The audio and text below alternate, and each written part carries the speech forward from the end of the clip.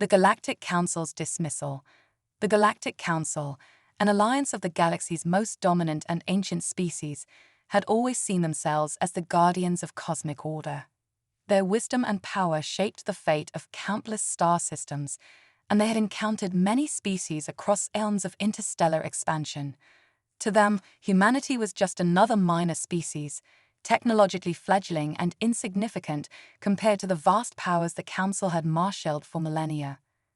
Humans had only recently ventured beyond their home planet, Earth, and while their achievements were impressive for a species so young, the Council considered them little more than a footnote in the annals of galactic history.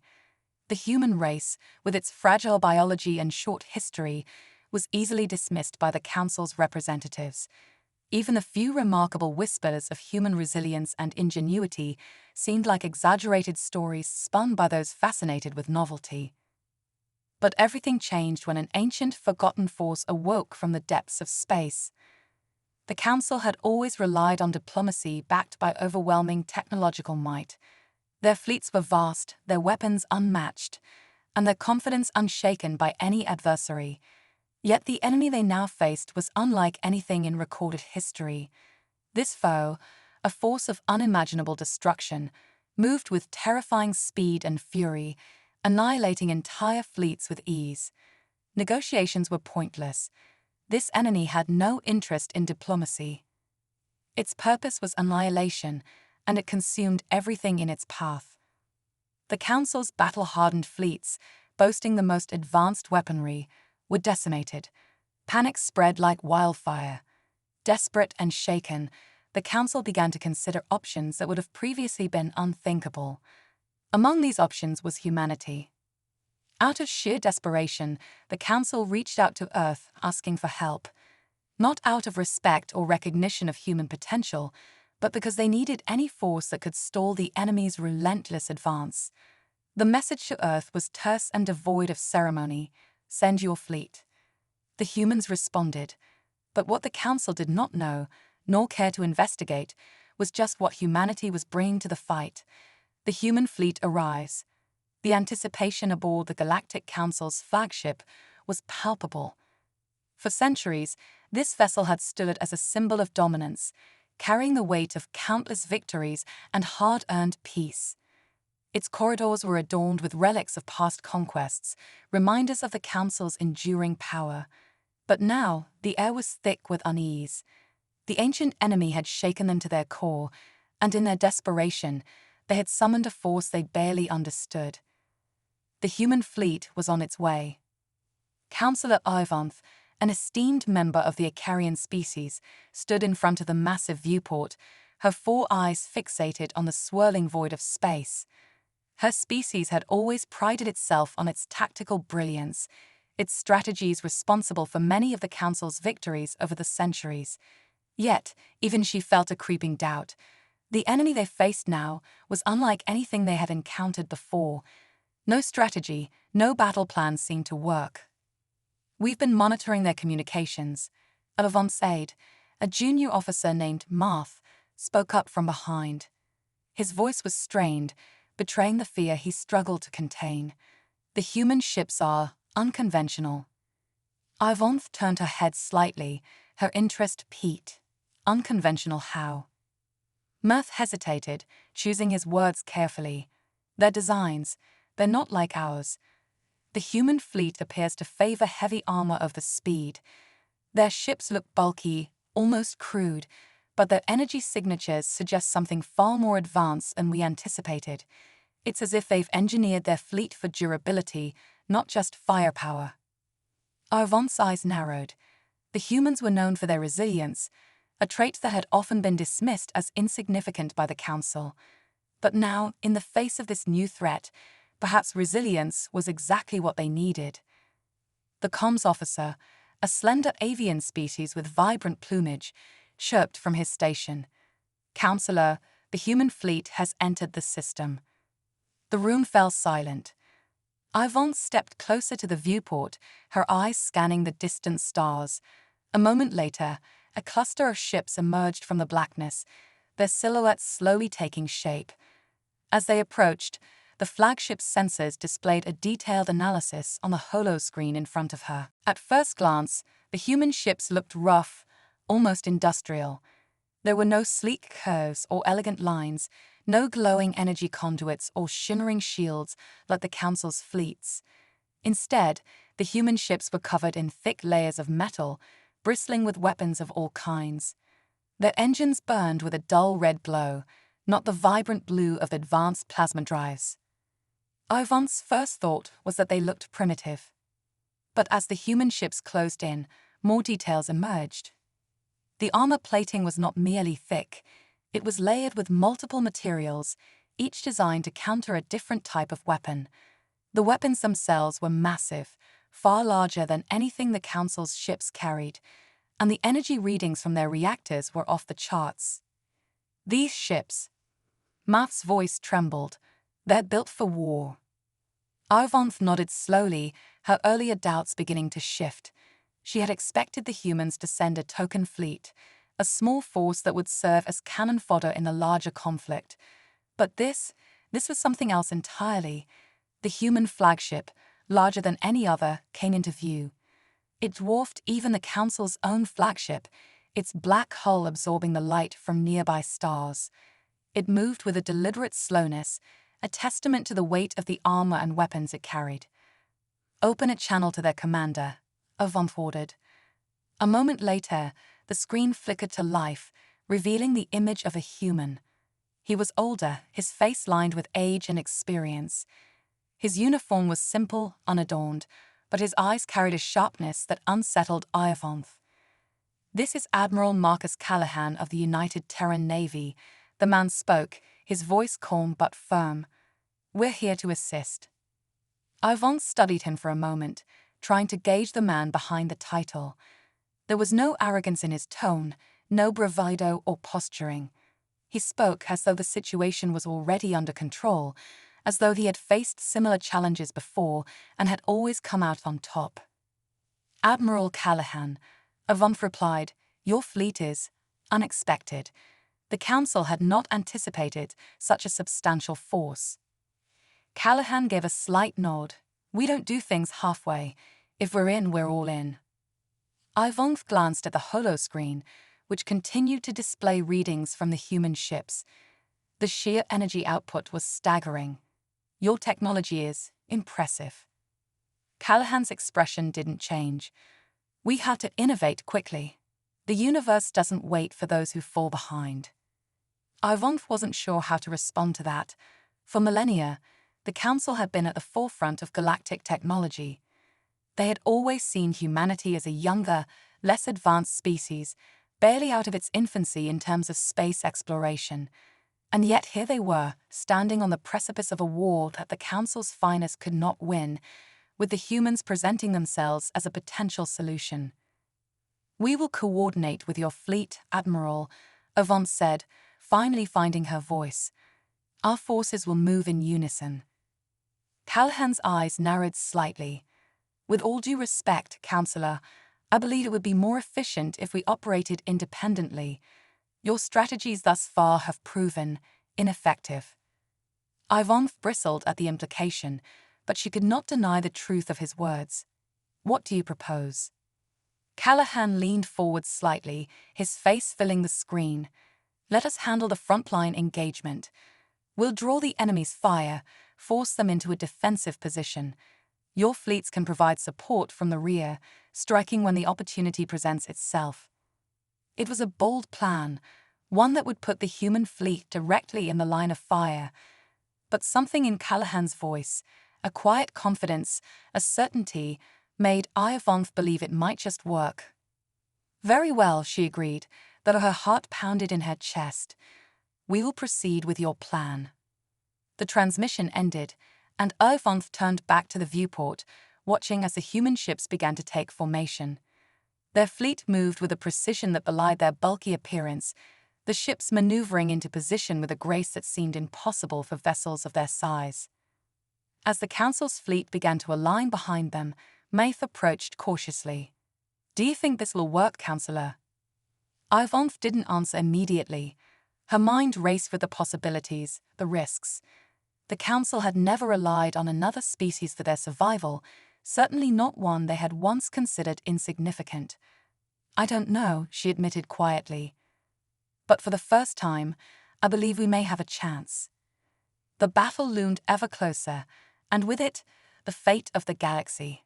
The Council's fleets had been broken, their strategies dismantled by an enemy they could not understand. But now, with humanity at the forefront, a new chapter in this war was about to begin. And perhaps, just perhaps, the galaxy would witness the true strength of the human spirit. Humanity's strategy unleashed. As the human fleet advanced into the heart of the galactic war zone, tension gripped both sides. On the Galactic Council's flagship, Councillor Iovanth watched in quiet awe as Admiral Cullihan's ships took the lead, their black, hulking forms cutting through the vacuum of space like predatory creatures stalking their prey.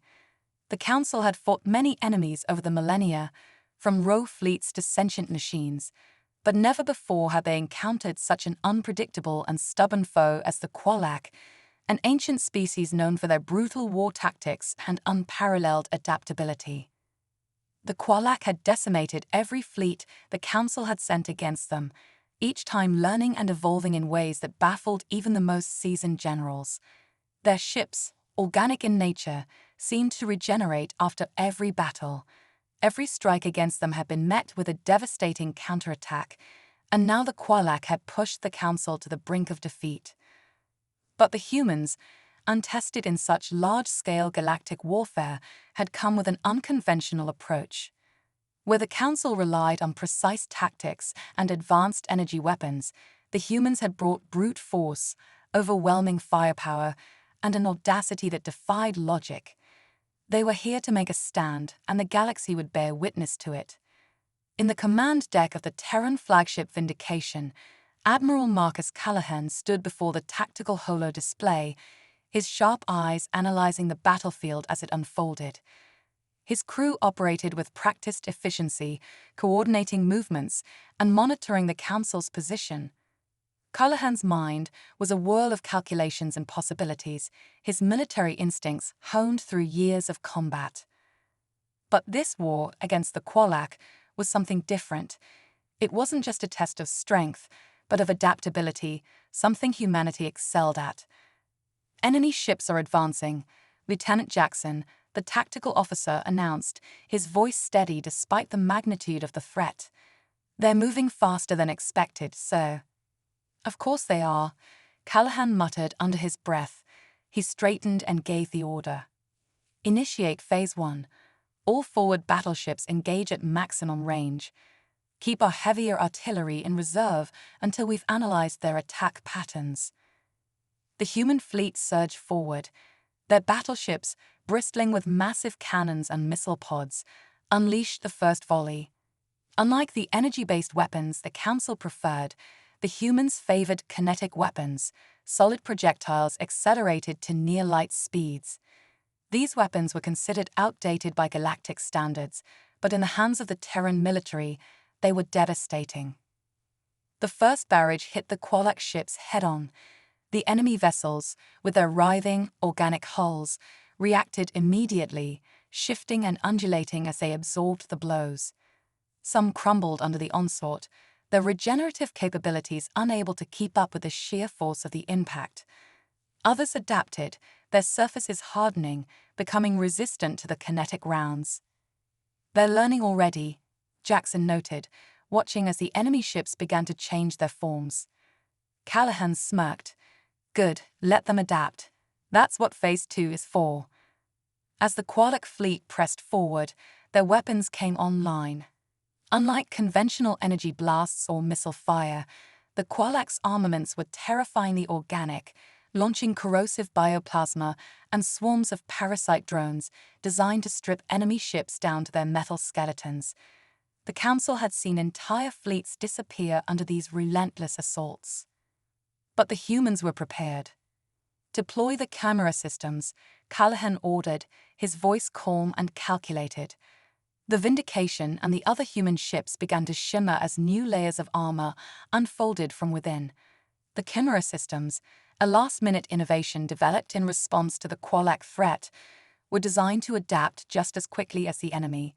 Instead of relying on shields, the human fleet's outer hulls could change their composition, turning from thick armor to energy absorbers, or shifting to non-corrosive surfaces, depending on the type of attack. The Qualak's bioplasma strikes splashed harmlessly across the modified hulls of the Terran battleships.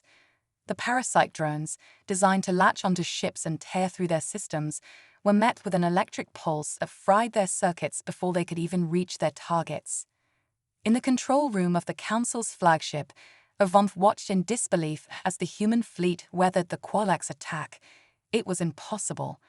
The Qualak had adapted to every strategy the Council had employed, their attacks evolving faster than any species could counter.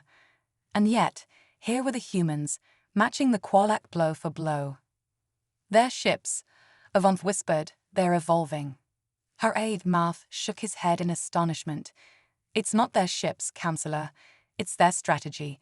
They're using their ships like living organisms, adapting in real time."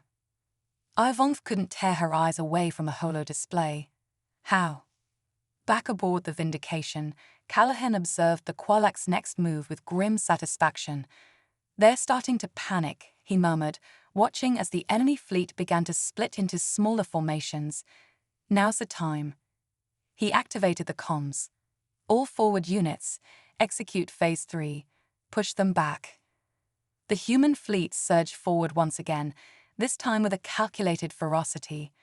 Battleships unleashed their heavy artillery, not in chaotic bursts, but with pinpoint precision. Each shot was targeted at weak points in the Qualak's formations, disrupting their regeneration processes before they could fully adapt. Meanwhile, smaller corvettes and frigates darted in and out of the battle, drawing fire and creating confusion among the enemy ranks. The key to the human strategy wasn't just firepower, it was coordination. The Council's fleets had always fought as individual units, each ship playing a specific role. But the humans treated their fleet like a single, cohesive organism, where every ship was a vital part of the whole. Each captain was not just following orders, but improvising, adapting, and responding to the enemy in real time, just like Callahan had trained them. The Qualak, used to overwhelming their opponents through brute force and rapid adaptation, found themselves outmaneuvered. Their ships, though terrifying in their biological complexity, couldn't keep up with the humans' relentless pressure. As the human fleet advanced, the Qualak's central command ship came into view. It was a grotesque behemoth, easily the size of a small moon, pulsating with bioluminescent tendrils that extended for kilometers in every direction. This was the heart of the enemy fleet, the mind that controlled their hive-like coordination. Callahan's eyes narrowed. "Target the command ship. We take that out, and the rest will crumble." The order was relayed, and the Terran fleet adjusted its formation. The battleships began focusing their fire on the command ship, while the smaller vessels ran interference, keeping the rest of the Qualak fleet at bay.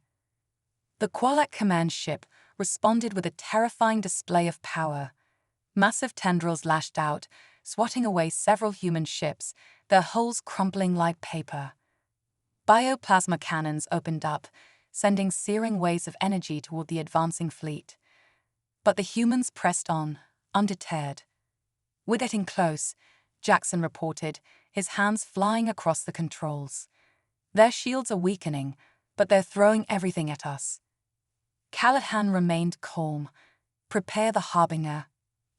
The Harbinger was humanity's ultimate weapon, a colossal dreadnought designed for one purpose: to annihilate any enemy stronghold in a single strike. It had been built in secret, its existence known only to a few, and today was the day it would make its debut. From the depths of the human formation, the Harbinger emerged. It was unlike any ship in the galaxy, a leviathan of metal and firepower.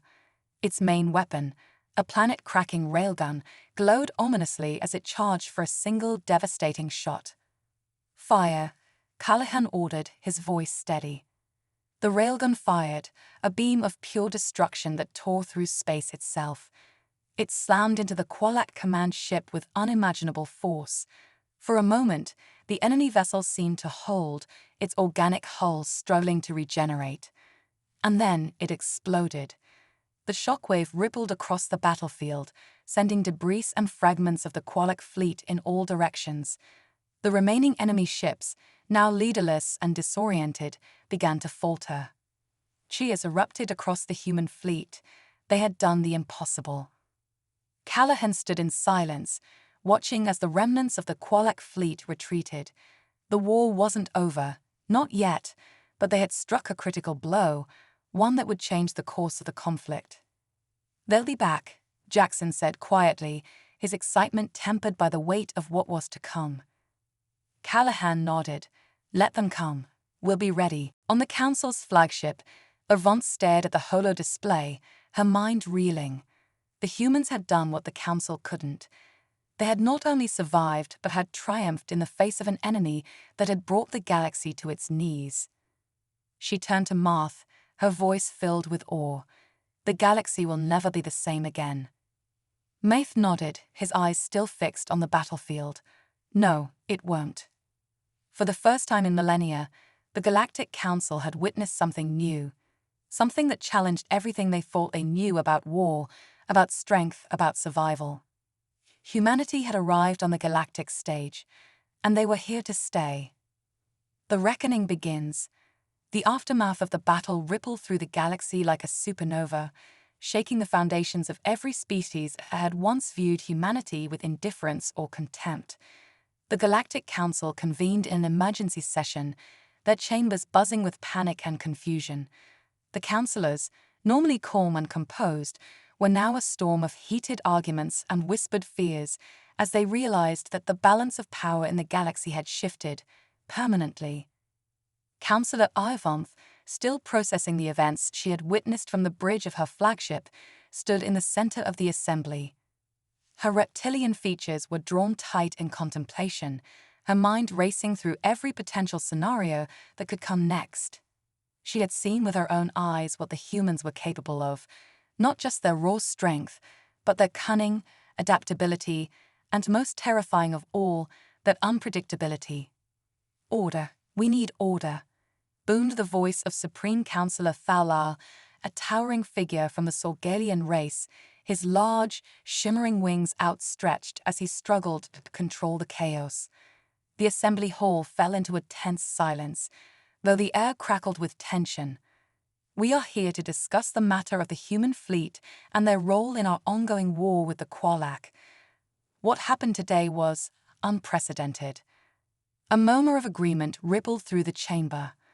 Ivanth stepped forward, her long cloak dragging behind her as she moved to address the council. "Supreme Councillor," she began, her voice steady but laced with urgency, "what we witnessed today goes beyond a simple battle. The humans did not merely defeat the Qualak, they outwitted them. They adapted in real time to the Qualak's tactics in ways we have never seen before. This was no fluke. We must reconsider how we engage with them." Supreme Councillor Thalar tilted his head, his eyes narrowing. "Are you suggesting we withdraw their support? That we terminate our alliance with them now, just as they've proven their worth?" Ivanth hesitated for a moment, choosing her next words carefully. "No, I am saying that we do not fully understand them. They are dangerous, not just to the Qualak, but to the Council itself. We've brought in a predator we cannot control." A new voice broke the silence. It belonged to Councillor Druan, a representative of the metallic-skinned Mechari, a race of logic-driven technocrats. "Dangerous, perhaps, but they are useful, and if they can defeat the Qualak, they could be more valuable as allies than any force we've ever encountered. We must harness its potential." The chamber was divided. Some councillors, like Ivanth, viewed the humans as an unpredictable variable that needed careful oversight. Others, like Druon, saw them as a tool, one that could turn the tide of the war in the Council's favor. Back aboard the human fleet, Admiral Callahan had no time for politics.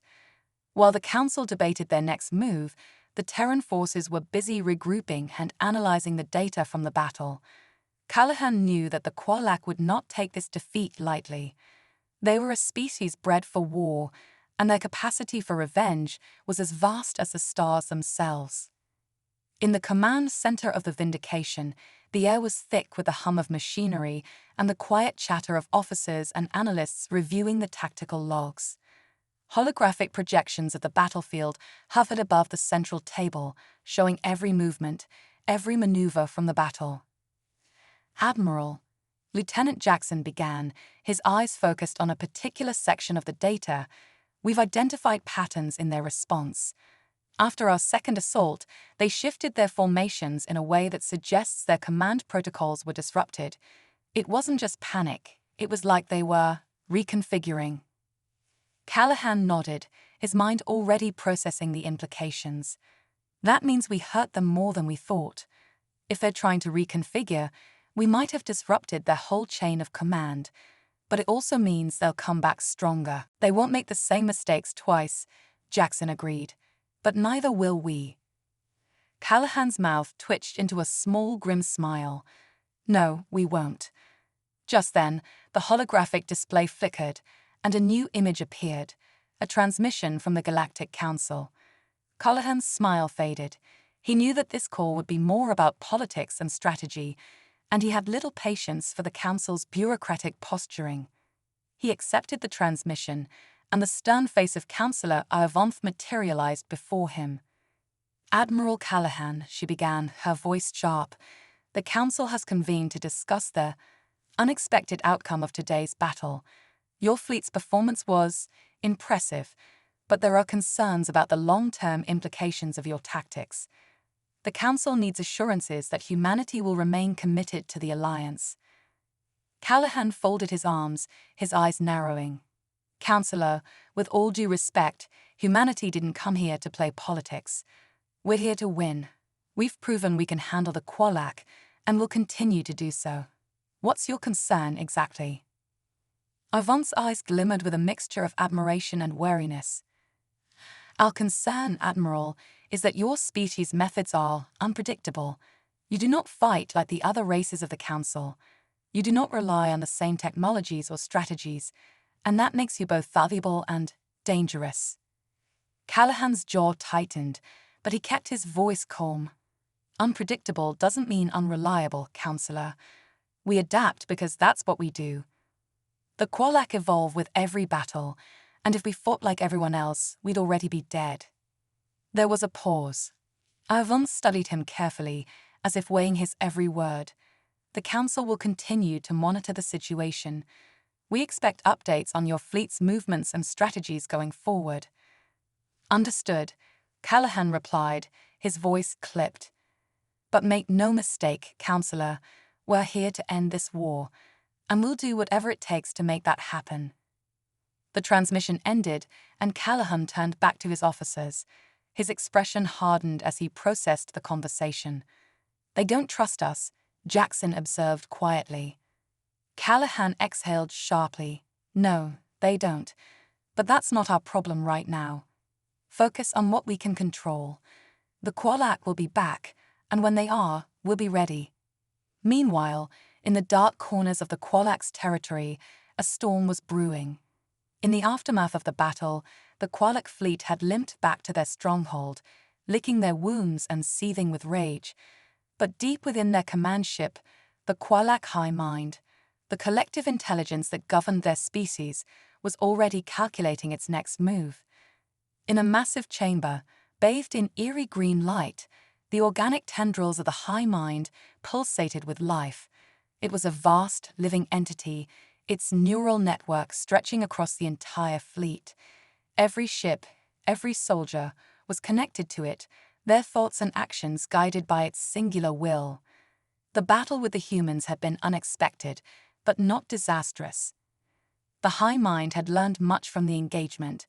The humans were unlike any enemy it had faced before, chaotic, aggressive, and disturbingly adaptive. But they were not invincible. The Qualac's regenerative ships, designed to evolve in response to threats, had begun to develop new countermeasures against the humans' tactics. The next time they met in battle, the Qualac would be prepared for the kinetic bombardments, the camera systems, and even the terrifying might of the Harbinger. And yet, the high mind was cautious. The humans were a new factor in the galactic equation, one that could not be easily quantified. For the first time in millennia, the Qualac faced a threat that defied their conventional understanding of warfare. The high mind's tendrils rippled as it processed new data, analyzing potential strategies and weaknesses. It would not be defeated again. The next encounter would be different. This time, the humans would face the full might of the Qualac. On Earth, far from the galactic battlegrounds, the leaders of humanity gathered in secret. The Terran Coalition, humanity's governing body, had watched the events unfold with a mixture of pride and trepidation. The war with the Qualac was going well, but the political situation with the Galactic Council was becoming increasingly delicate. President Eliza Morgan, a stern and calculating woman who had led humanity through some of its most difficult trials, sat at the head of the table in a secure underground bunker. Around her, military advisors, scientists, and political strategists exchanged nervous glances. "We're walking a fine line here," General Alvarez, head of the Terran military, said gravely. "The Council's watching us closely. They're scared of what we can do." "Let them be scared," Morgan replied, her voice unwavering. "We didn't come all this way to be subservient to them. We came to secure our place in the galaxy." "But if the Council turns on us, we'll be fighting a war on two fronts," one of the advisors warned. "The Qualac on one side and the entire Galactic Council on the other." Morgan leaned forward, her eyes cold and determined. "Then we'll have to make sure they never turn on us." The room fell silent as the weight of her words settled over them. Humanity was at a crossroads. They had proven their strength, but in doing so, they had drawn the attention and the fear of the galaxy's most powerful factions. The reckoning was coming, and humanity would need all of its cunning, strength, and resilience to survive what came next. As the Vindication prepared for its next engagement with the Qualac, Admiral Callahan stood alone on the observation deck, staring out at the stars. He knew that the next battle would be even more brutal than the last. The Qualac would evolve. They always did. But so would humanity. And in the end, Callahan knew it wasn't just about winning battles. It was about proving that humanity belonged among the stars, not as conquerors, not as servants, but as equals, or perhaps as something more. The galaxy had underestimated them once. It would not get the chance to do so again, a galaxy on edge. The ripple effects of humanity's stunning victory over the Qualac fleet were felt far beyond the Galactic Council's chambers. Across the known galaxy, the news spread like wildfire, sparking debates, fears, and unexpected alliances. Races that had long considered themselves the dominant forces of the galaxy were now forced to reconsider their standings. And for the Qualac, it was a bruising blow that demanded immediate retribution. In the grand halls of the Qualac High Command, the alien species convened in their own council. A massive war room, organic in design, with pulsating walls and living tendrils connecting to every Qualac present, stood in eerie silence as the leaders of the race gathered to discuss their next move.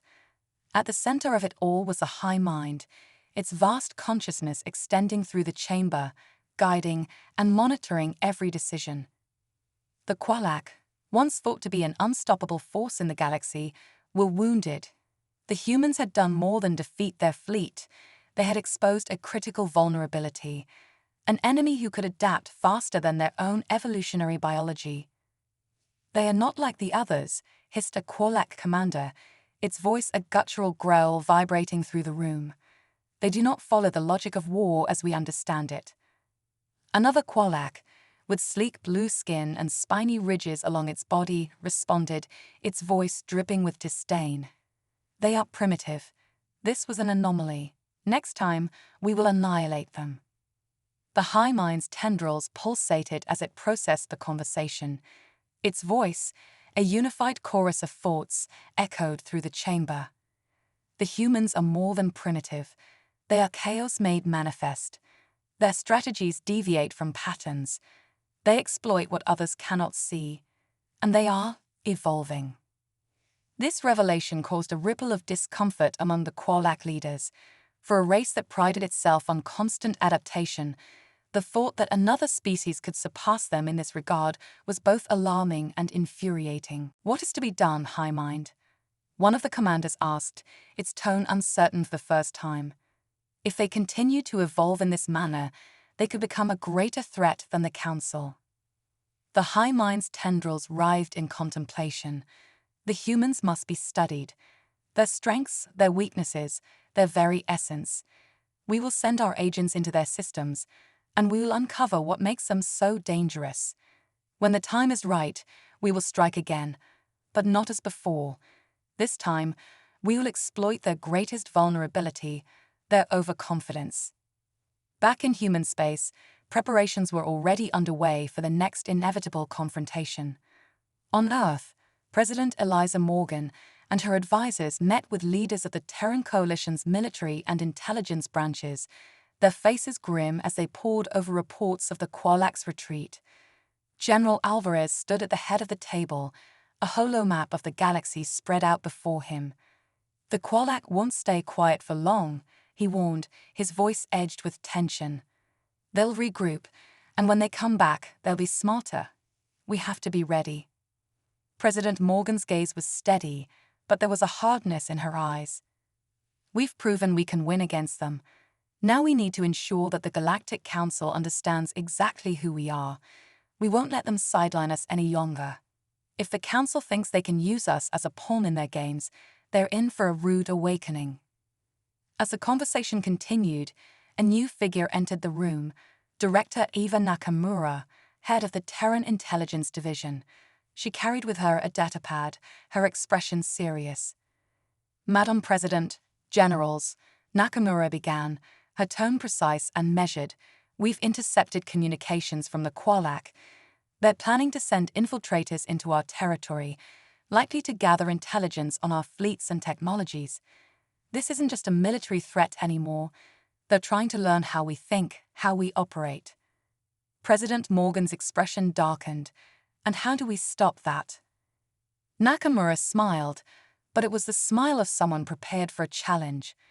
"We let them come, but we make sure that what they learn is exactly what we want them to." Meanwhile, aboard the Vindication, Admiral Callahan stood at the heart of the fleet's command center, his gaze fixed on the stars. Around him, his officers were busy preparing for the next phase of operations. Lieutenant Jackson, ever the calm and focused presence, was by his side, reviewing the latest data from the Intelligence Division. "The Qualac will come back stronger, Admiral," Jackson said quietly. "They've learned from this defeat. They're not going to underestimate us again." Callahan nodded, his expression unreadable. "They can learn all they want, Jackson. The thing about the Qualac is, they think of war as a science, something to be studied and perfected, but they don't understand us. For humans, war is chaos. It's art. It's something we adapt to in ways no one else can predict." Jackson grinned slightly. "And that's what makes us dangerous." Callahan smiled grimly. "Exactly." As they spoke, a new transmission came through, this one from the Galactic Council. The holographic image of Councillor Druan materialized before them, his metallic features expressionless, but his eyes sharp with purpose. "Admiral Callahan," Druan began, "the Council has received disturbing reports. The Qualac are preparing for a counteroffensive, and we believe they are planning to infiltrate your systems. You must be prepared." Callahan didn't flinch. "We're aware of the situation, Councillor. Our intelligence is already on it." Druan nodded, though his expression remained cold. "Good, the Council is, impressed by your recent victory. But be warned, many within the Council still question your methods. There are those who believe humanity is too unpredictable, too dangerous to be trusted as a full member of the Council." Callahan met the Councillor's gaze head-on. "With all due respect, Councillor, we're not here to prove ourselves to the Council. We're here to win a war." Druan's metallic eyes flickered, and for a moment, something like amusement crossed his face. "A sentiment that many admire, Admiral. But understand this. The Council has its own interests to protect. If humanity becomes a threat to those interests, we will act accordingly. The transmission ended, leaving Callahan and Jackson in silence. "They're afraid of us," Jackson remarked after a moment. Callahan's gaze returned to the stars. "Let them be afraid. It's better than them underestimating us." As the Terran fleet prepared for the next phase of the war, tensions within the Galactic Council continued to rise. Some races saw humanity as a valuable ally, perhaps even a potential leader in the war against the Qualak. Others, however, viewed them with suspicion, worried that their unpredictability and strength could one day turn against the Council itself. Councillor Iovanth, still deeply unsettled by her encounters with the humans, met privately with her closest advisors. She had seen firsthand the terrifying potential of humanity, and while she respected their abilities, she could not shake the feeling that they were a ticking time bomb waiting to go off. "They cannot be allowed to grow too powerful," Iovanth murmured, her voice low as she paced across the room. "If we do not keep them in check, they will eventually challenge the Council itself." One of her advisors, a slender, feline-like alien with sharp golden eyes, nodded in agreement. "But how do we stop them? They've already proven they can outmaneuver the Qualak. They've become heroes to many within the Council." Ivan's eyes narrowed. There are always ways to control an ally, especially one that doesn't realize it's being controlled. Back on the Qualak command ship, the High Mind continued its preparations. Its agents were already en route to human space, tasked with gathering intelligence, infiltrating their systems, and learning everything there was to know about the Terran fleet. But the High Mind was not merely interested in military secrets, it wanted to understand the very nature of humanity itself. What drove them to such extremes? What allowed them to adapt so quickly? And most importantly, how could this chaotic, unpredictable species be neutralized? As the Qualak prepared for their next assault, one thing was certain: the war between the Qualak and humanity was far from over. And in the shadows, far away from the front lines, the Galactic Council watched closely, waiting for the moment when they would need to make their own decisive move. Admiral Callahan stood on the bridge of the Vindication, his gaze fixed on the stars ahead. He knew that the coming battles would be even more brutal than the ones before. The Qualak were evolving, the Council was growing wary, and humanity's place in the galaxy was far from secure. But as long as there was a fight to be had, Callahan was ready. "Let's show them what humanity can do," he muttered under his breath, his eyes steely with resolve. The galaxy wasn't ready for what was coming next. And neither were the Qualak. The infiltration begins. Far beyond human space, in the dark reaches of the galaxy, the Qualak infiltrators made their way toward Earth. Disguised as traders and diplomats, their mission was clear: gather intelligence, identify weaknesses, and discover what made humanity so resilient. They were silent, unseen, and determined. On Earth, Director Eva Nakamura's suspicions were confirmed. Qualak operatives had been detected slipping into Terran territories. Instead of immediately expelling them, Nakamura allowed the infiltrators to believe they were succeeding. What the Qualak didn't know was that every move they made was being tracked. Human counterintelligence worked tirelessly to feed them false information, an elaborate web of deception designed to mislead. Admiral Callahan and his fleet continued preparing for the inevitable Qualak retaliation, but this time they had a different approach. The humans knew they could not merely rely on brute strength or tactics. They would need to outthink their enemies at every turn, using the very chaos the Qualak feared to their advantage. On the galactic stage, tensions within the Council began to reach a boiling point. Factions in favor of humanity's rise clashed with those who saw Earth's ascent as a destabilizing force. Meanwhile, Ivanth and her allies continued their secret plans to contain humanity before it became too powerful. Yet in the shadows, neither the Qualak nor the Council truly understood what they were facing. Humanity's greatest strength wasn't just their adaptability, but their willingness to embrace the unpredictable, to thrive in chaos. The next move in this galactic chess game was set. The Qualak believed they were in control, but little did they know, they were already playing into humanity's hands.